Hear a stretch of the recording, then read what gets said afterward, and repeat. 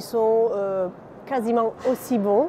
On a eu différentes sessions, c'est très discuté parce que c'est un peu l'évolution de ce que nous avons fait jusqu'à maintenant. Nous avons commencé à traiter des patients il y a une quinzaine d'années. Au début, c'était des patients très très âgés, donc on n'avait pas le recul sur ce qui allait être la réintervention. Après, on a pris confiance, on a commencé à traiter les prothèses chirurgicales qui dégénéraient. Donc maintenant, on a des données qui sont quand même assez solides, qui nous disent que nous pouvons le faire. On sait qu'il y a des enjeux à respecter, mais on sait qu'en tout cas, c'est faisable.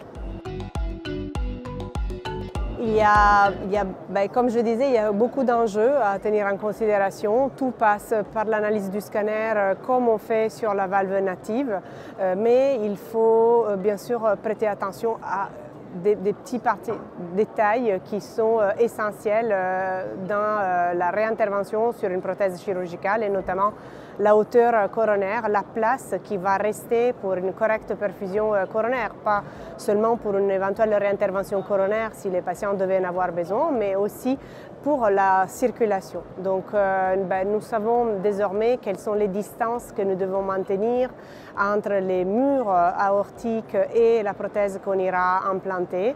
Et nous savons aussi comment gérer une éventuelle distance qui est trop courte. Donc nous pouvons mettre des stents, disons, qui se retrouveront à cheval entre l'artère coronaire et la prothèse pour en maintenir la perméabilité.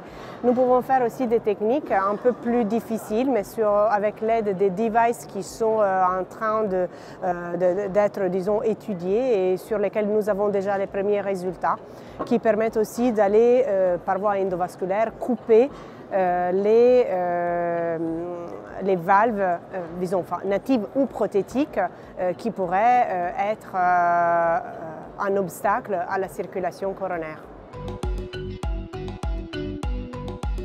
Ça, c'est la prochaine étape parce que, comme je disais en début d'interview, on a commencé avec le TAVI natif, puis on a évolué sur les prothèses chirurgicales dégénérées. Maintenant, qu'est-ce qui se passe? Au bout de 15 ans, on commence à voir revenir les patients avec des TAVI qui ont dégénéré. Donc, est-ce que le TAVI d'un TAVI est faisable? La réponse est encore oui. Il y a beaucoup de discussions ici au Congrès, c'est très intéressant. On discute, on échange les expériences, on considère les différents facteurs importants, on les met ensemble pour pouvoir pas seulement traiter, mais aussi traiter de façon correcte et penser à l'évolution du patient au cours du temps.